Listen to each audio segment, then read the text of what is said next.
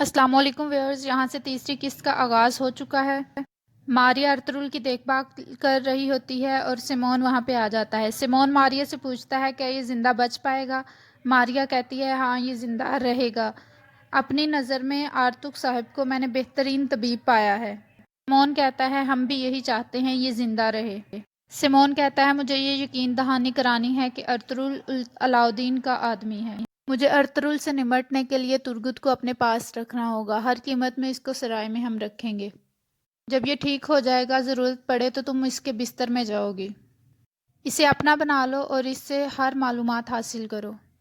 اوپر سے بمسی آ جاتا ہے۔ ماریا بمسی کو کہتی ہے بہادر ترک چلو اور اس کے کپڑے اتارنے میں میری مدد کرو۔ بمسی اس کی طرف دیکھنا شروع ہو جاتا ہے۔ ماریا کہتی ہے فکر نہ کرو، میں تمہارے دوست کو کھا نہیں جاؤں گی۔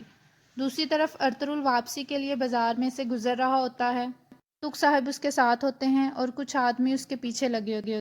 آلیار بھی ارطغرل کا پیچھا کر رہا ہوتا ہے کیونکہ وہ سیمون کی نیت کو جان چکا ہوتا ہے۔ وہ آدمی جو ارطغرل کا پیچھا کر رہا ہوتا ہے، ارطغرل اس کو پکڑ لیتا ہے۔ وہ ارطغرل کو بتاتا ہے کہ آپ کو کچھ معلومات دینی ہے۔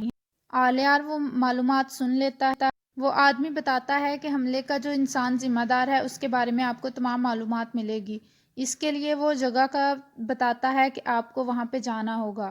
آلیار وہاں پہ موجود یہ سب کچھ سن رہا ہوتا ہے۔ آرتک صاحب کہتے ہیں حضور یہ کس قسم کی چال ہے، یہ بازار بہت گندا ہے، وہ ضرور آپ کو کسی جال میں پھنسانے کی کوشش کر رہے ہیں۔ ارطغرل کہتا ہے ان کا مجھے مارنے کا کوئی ارادہ نہیں ہے، آپ بے فکر رہیں، حقیقت جاننے کے علاوہ اور کوئی چارہ نہیں ہے۔ آلیار یہ تمام باتیں وہاں پہ کھڑا ہو کر سن رہا ہوتا ہے۔ پھر وہ اپنے سپاہی کوتلوجا کو کہتا ہے ہم دونوں قبیلوں کو لڑنے نہیں دیں گے، ہم ارطغرل کو حقیقت کا پتہ نہیں لگنے دیں گے۔ اب میری بات غور سے سنو، اور وہ اسے کوئی پلان بتاتا ہے۔ دوسری طرف اورال اپنے سپاہی سے کہتا ہے کیا تمہیں یقین ہے کہ ترگت نے تمہیں نہیں پہچانا؟ وہ کہتا ہے ایک تو اس ٹائم رات تھی، دوسرا میں نے نقاب پہنا ہوا تھا، وہ مجھے یقیناً نہیں پہچانا ہوگا۔ اورال کہتا ہے تم ٹھیک کہہ رہے ہوگے۔ اورال اسے کہتا ہے کہ ترگت کو سرائے سے زندہ واپس نہیں جانا چاہیے۔ سپاہی کہتا ہے حضور ایک مسئلہ ہے، میرا خنجر وہاں پہ رہ گیا تھا۔ اورال غصے سے اس کو پکڑ لیتا ہے، کہتا ہے یہ شاید میرا شک ہو۔ اورال کہتا ہے ایسا ہی ہونا چاہیے ورنہ میں تمہیں چھوڑوں گا نہیں۔ دوسری طرف ارطغرل کے پاس اورال پہنچ جاتا ہے۔ اورال کہتا ہے میں نے کہا تھا یہ اتنا آسان نہیں ہے، یہ منگولوں کی کوئی لڑائی نہیں ہے، یہ ایک بازار جس چیز کا آپ کو پتہ نہیں اس میں اپنے آپ کو مت پھنسائیں، اپنی اوقات سے بڑی چیزوں میں دخل اندازی مت کریں۔ ارطغرل کہتا ہے اللہ کا شکر ہے ہم نے سونے کے لیے کبھی کسی سے لڑائی نہیں کی، لوٹ مار ہماری روایت کا حصہ نہیں ہے، اور جو قتل کے مرتکب ہیں میں ان کو چھوڑوں گا نہیں۔ یہ کہہ کر ارطغرل چل پڑتا ہے۔ اماندہ وہاں آ جاتی ہے اور وہ کہتی ہے چولپان خاتون کے لیے میں یہ پرفیوم لائی ہوں۔ اورال کہتا ہے تم چولپان خاتون سے حسد کرتی ہو؟ اماندہ کہتی ہے نہیں، میں جانتی ہوں آپ کا دل بہت بڑا ہے، ہم دونوں کی محبت آپ کے دل میں موجود ہے۔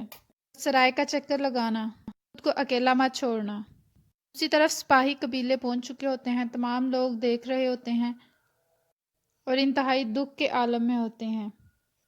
لوگ وہاں پہ رو رہے ہوتے ہیں۔ ایک ماں جس کا بیٹا شہید ہو گیا ہے وہ اپنے بیٹے کا ماتھا چومتی ہے اور رونا شروع کر دیتی ہے۔ بانو جیجا خاتون بھی وہاں آتی ہیں، وہ بھی انتہائی زدہ ہو کے دیکھ رہی ہوتی ہیں۔ اتنے میں ایک بچہ بابا بابا پکارتے ہوئے وہاں آتا ہے، اس کے بابا بھی شہید ہو چکے ہوتے ہیں۔ حائمہ خاتون اس بچے کو پکڑتی ہیں، اس کو گلے لگاتی ہیں اور اس کو تسلی دیتی ہیں اور کہتی ہیں تمہارے بابا کا بدلہ ہم لیں گے، پریشان ہونے کی ضرورت نہیں ہے، تم آج سے میرے بیٹے ہو۔ اتنے میں ایک اور ماں آتی ہے اور وہ بھی روتی ہوئی اپنے بیٹے کا ماتھا چومتی ہے۔ وہ تمام اپنی ماؤں کے لاڈلے بیٹے ہوتے ہیں اور مائیں انتہائی پریشانی، غم و غصے کی حالت میں ہوتی ہیں۔ حائمہ خاتون ایک ماں کو گلے لگاتی ہے اور اس کو دلاسا دیتی ہے۔ حلیمہ سلطان تمام قبیلے والوں کو چپ کراتی ہیں اور ان کو کہتی ہیں جب ارطغرل صاحب نے یہاں پہ ہجرت کی تھی انہوں نے آپ سے وعدہ لیا تھا کہ وہ آپ کو ایک خوشحال جگہ پر رکھیں گے، لیکن یہاں پر بھی ہمارے دشمن موجود ہیں۔ اب یہ ہمارا فرض ہے، ہمارے شہیدوں کے لیے جو ہمیں کرنا ہے وہ ہم کریں گے۔ اپنے سردار کا انتظار کرتے ہوئے ہم پورے وقار کے ساتھ سوگ منائیں گے، جو اوغوز کی روایت کے مطابق ہے۔ ارطغرل اپنا وعدہ پورا کریں گے۔ دوسری طرف جاودار قبیلے کا منظر شروع ہو جاتا ہے۔ عورتیں اصلاحان خاتون سے کہتی ہیں یہ جگہ آپ کی والدہ نے بنائی تھی۔ آپ اس کی اصل حقدار ہیں، آپ سارا کام جانتی ہیں۔ چولپان خاتون کہاں سے آ گئی ہیں؟ وہ اس کام کے بارے میں کچھ بھی نہیں جانتی۔ آپ ہمیں مت چھوڑیں، یہ ہمارے لیے بہت افسوس کی بات ہے۔ خان کہتی ہے یہ جاندار صاحب کا حکم ہے، اب سے یہ کام کی جگہ پہلے چولپان خاتون اور پھر آپ کے ذمے ہیں۔ اتنے میں چولپان خاتون وہاں پہ پہنچ جاتی ہیں اور وہ کہتی ہیں لگتا ہے اسلحان خاتون نے آپ کو فیصلہ سنا دیا ہے اور اب تمام عورتیں میرے آنے پر بہت خوش ہیں، اب سے یہ سارا کام میں سنبھالوں گی۔ ماضی کو ماضی میں رہنے دیں، اب آگے دیکھنے کا وقت شروع ہو گیا ہے، ہم اور قلینے بنائیں گے۔ خان کہتی ہے بنانے والے بناتے ہیں اور خریدنے والے خریدتے ہیں۔ کہتی ہیں ارطغرل ہمارے گھر آ رہے ہیں جس نے تمہیں بہت متاثر کیا ہے۔ اسلحان کہتی ہیں وہ شادی شدہ ہیں، بچے کے باپ ہیں۔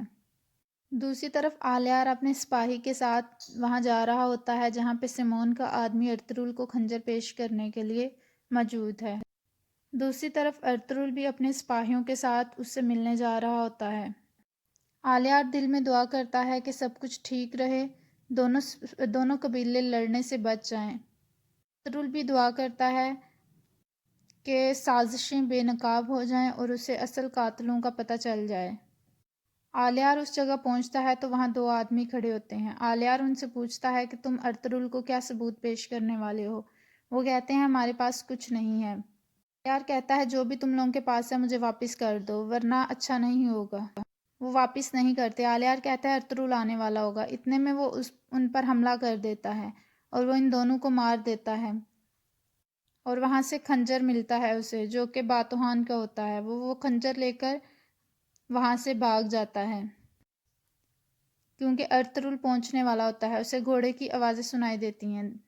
دوسری طرف آلیار کا سپاہی ارطغرل کے سپاہیوں پر تیر چلاتا ہے جس کی وجہ سے وہ زخمی ہو کر گر جاتے ہیں۔ سپاہی کہتے ہیں ہم ٹھیک ہیں، آپ آگے چلے جائیں، اور ارطغرل وہاں پہ پہنچ جاتا ہے۔ آلیار وہ خنجر لے کر وہاں سے بھاگ نکلتا ہے۔ ارطغرل آتا ہے تو وہ دونوں آدمی مر چکے ہوتے ہیں۔ ارطغرل ان کے کپڑے وغیرہ چیک کرتا ہے، اس سے ان میں سے کچھ بھی نہیں ملتا۔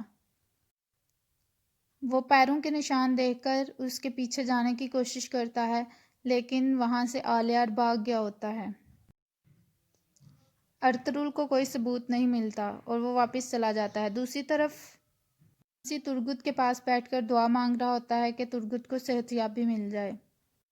ماریا بمسی سے کہتی ہے اگر ترگت تمہاری جگہ ہوتا تو وہ کیا کرتا؟ بمسی کہتا ہے وہ سب سے پہلے جو اس کے ذمہ دار ہیں ان کو قتل کرتا، ان سے میرا بدلہ لیتا۔ بمسی کہتا ہے میں بھی یہی کروں گا۔ اتنے میں وہاں امادہ آ جاتی ہے اور وہ بمسی کا راستہ روکنے کی کوشش کرتی ہے۔ بمسی استغفر اللہ کہہ کر وہاں سے چلا جاتا ہے۔ وہ باہر آتا ہے تو ایک آدمی دوسرے آدمی کو مار رہا ہوتا ہے۔ بمسی چھپ کر ان کی باتیں سننے کی کوشش کرتا ہے، پھر وہ جس آدمی کو مار رہا ہوتا ہے اسے اٹھاتا ہے اور اسے کہتا ہے تم میرے ساتھ چلو وغیرہ دیتا ہے۔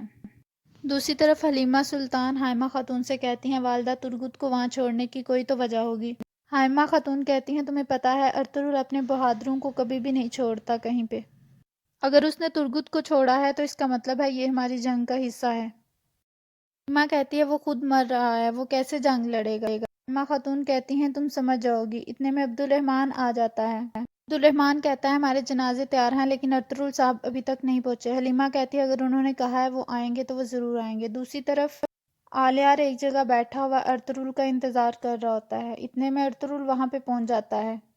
آلیار جلدی سے وہ خنجر چھپا دیتا ہے اور کھڑا ہو جاتا ہے۔ آلیار ارطغرل سے سلام لیتا ہے اور اسے کہتا ہے کائی قبیلے کا راستہ کون سا جاتا ہے؟ ارطغرل کہتا ہے کائی قبیلے میں تمہیں کس سے ملنا ہے؟ وہ کہتا ہے مجھے ارطغرل سے ملنا ہے۔ ارطغرل کہتا ہے تمہیں اس سے کیا بات کرنی ہے؟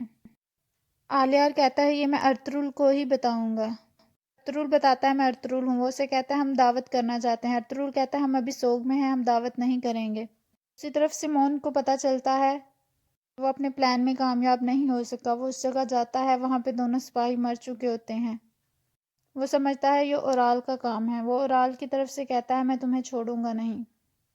دوسری طرف کائی قبیلے میں جنازہ تیار ہوتا ہے، وہ سب ارطغرل کا انتظار کر رہے ہوتے ہیں۔ حلیمہ خاتون حائمہ کو کہتی ہیں کہ ارطغرل ابھی تک نہیں آئے۔ اتنے میں ارطغرل وہاں پہ پہنچ جاتے ہیں اور پھر جنازہ پڑھتے ہیں، دعا ہوتی ہے اور ان سپاہیوں کو دفن کر دیتے ہیں۔ ارطغرل اپنے قبیلے کے لوگوں سے کہتا ہے کہ میں انتقام لیے بغیر چین سے نہیں بیٹھوں گا۔ جن لوگوں نے میرے سپاہیوں کا یہ حال کیا ہے میں اس کو زندہ نہیں چھوڑوں گا۔ دوسری طرف جاودار قبیلے کا منظر شروع ہو جاتا ہے۔ اورال کا سپاہی اسے آ کے بتاتا ہے کہ اس کا خنجر نہیں ملا۔ اورال انتہائی غصے کے عالم میں اس کو پکڑ لیتا ہے۔ اتنے میں آلیار اندر داخل ہوتا ہے اور وہ خنجر پھینکتا ہے اور کہتا ہے آپ کو اس کا انتظار تھا؟ یہ رہا آپ کا خنجر۔ حیرانگی سے دیکھتا ہے اور یہاں پہ اس قسط کا اختتام ہو جاتا ہے۔ کائنڈلی اگر پسند آئے تو لائک کریے گا، کمنٹ کریے گا، سبسکرائب کریے گا اور شیئر کریے گا۔ Thank you.